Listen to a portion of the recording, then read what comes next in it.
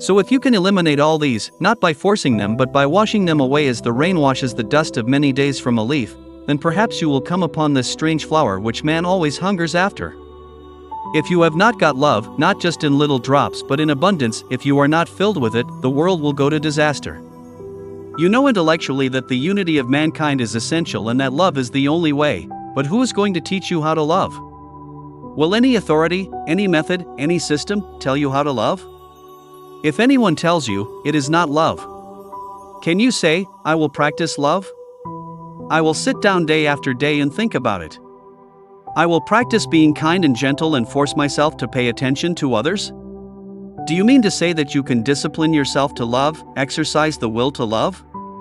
When you exercise discipline and will to love, love goes out of the window. By practicing some method or system of loving, you may become extraordinarily clever or more kindly or get into a state of nonviolence, but that has nothing whatsoever to do with love.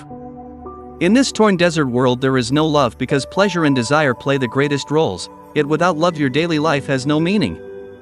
And you cannot have love if there is no beauty. Beauty is not something you see, not a beautiful tree, a beautiful picture, a beautiful building or a beautiful woman. There is beauty only when your heart and mind know what love is.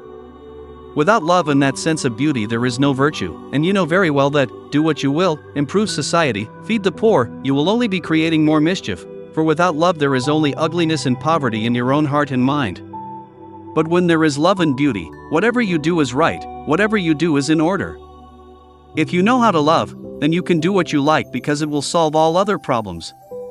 So we reach the point. Can the mind come upon love without discipline, without thought, without enforcement, without any book, any teacher or leader, come upon it as one comes upon a lovely sunset?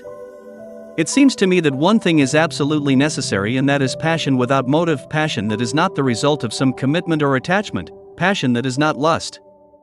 A man who does not know what passion is will never know love, because love can come into being only when there is total self-abandonment.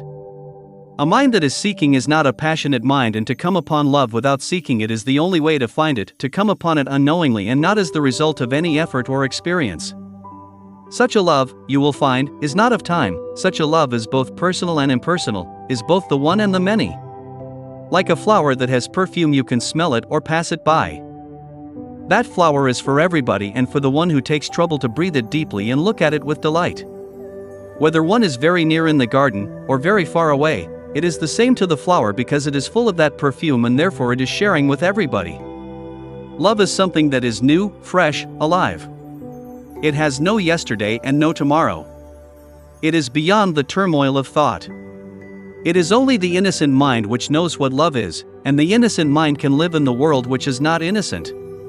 To find this extraordinary thing which man has sought endlessly through sacrifice, through worship, through relationship, through sex, through every form of pleasure and pain, is only possible when thought comes to understand itself and comes naturally to an end. Then love has no opposite, then love has no conflict.